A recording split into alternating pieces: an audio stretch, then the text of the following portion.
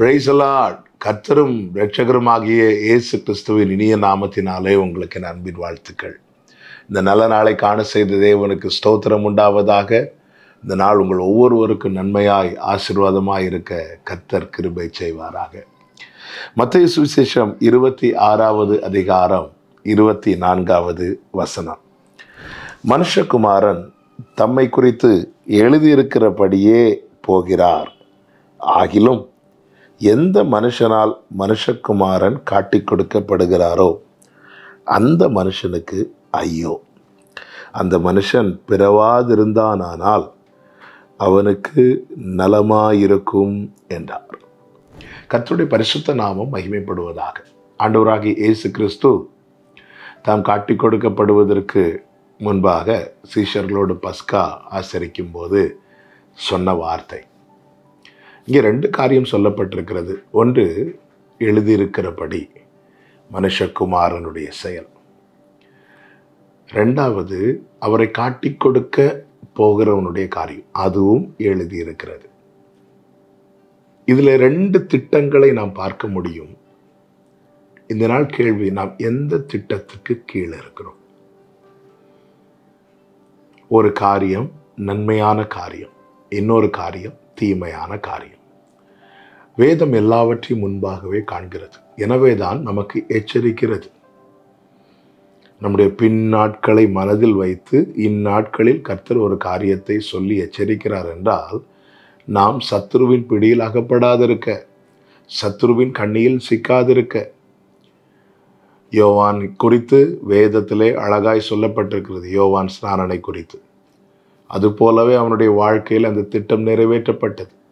பிரியமான கர்த்தருடைய பிள்ளைகளே, எல்லாவற்றையும் வேதம் நமக்கு முன்பாக காண்பிக்கிறது, நமக்கு முன்பாக வைத்திருக்கிறது. நாம் எந்த திட்டத்தை நோக்கி பயணிக்கிறோம் என்பது ரொம்ப முக்கியமானது.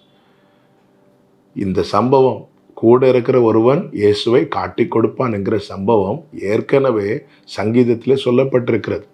சங்கீதம் 41:9 என் பிராண சிநேகிதனும் நான் நம்பினவனும் என் அப்பம் புசித்தவனாகிய மனுஷனும் தன் குதிகாலை என் மேல் தூக்கினான் என்று சொல்லப்பட்டிருக்கிறது. இந்த 12 சீஷர்களை கர்த்தர் தெரிந்தெடுக்கும் போது இந்த 12 பேரையும் சத்துரு கண் வைக்கிறான். பேதுருவை பார்த்து இயேசு சொன்னார், எனக்கு பின்னாக போ சாத்தானே என்று. அப்படி என்றால் பேதுருவை கண் வைத்து பார்க்கிறான், அவன் எஸ்கேப் ஆகிறான்.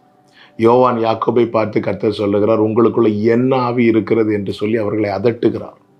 யோவான் யாக்கோபையும் பிடிக்க பார்க்குறான், முடியல. ஆனால் யூதாஸ் என்ன செய்தான் என்றால் அந்த பிடியிலே விழுந்துட்டான்.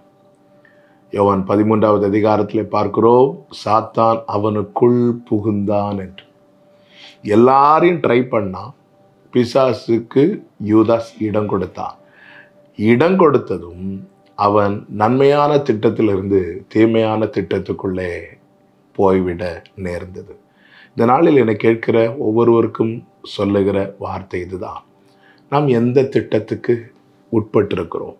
நம்மை குறித்த நன்மையான தேவ திட்டத்துக்கு உட்பட்டிருக்கிறோமா? தீமையான சத்ருவின் திட்டத்துக்கு உட்பட்டிருக்கிறோமா? ஒன்றை நன்றாய் புரிந்து கொள்ளுங்கள்.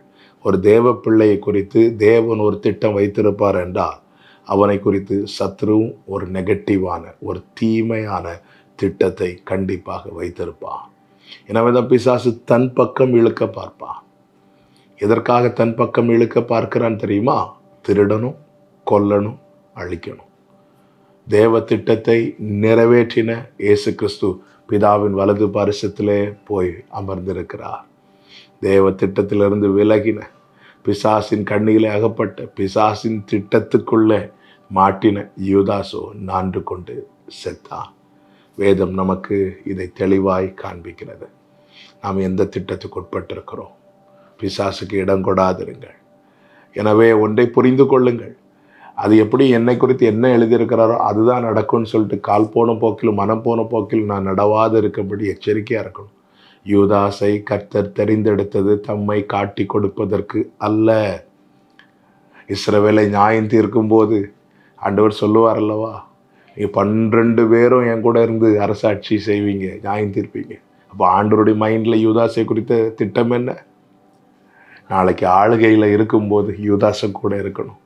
ஆனால் அவன் பிசாசுக்கு இடம் கொடுக்க போய் தீமையான காரியத்துக்கு உள்ளே போய்விட்டான். அவனுடைய வாழ்க்கை பரிதாபமாய் முடிந்து விட்டது. எனவே தேவ பிள்ளைகள் கவனத்தோடு, ஜாக்கிரதையோடு, விழிப்போடு காணப்பட வேண்டும். கர்த்தர் கிருபை செய்வாராக. செபிக்கலாமா? எங்கள் நல்ல தகப்பனே, இரக்கமுள்ள பிதாவே, இந்த நாளில் எங்களோடு பேசி உணர்த்தின கிருபைகளுக்காய் நன்றி. எங்களை குறித்து நீர் வைத்திருக்கிற நன்மையான திட்டங்களுக்கு உட்பட்டு நாங்கள் வாழ ஆண்டவரே, நீர் எங்களை வழி நடத்துவீராக. இயேசுவின் நாமத்தில் பிதாவே, ஆமென்.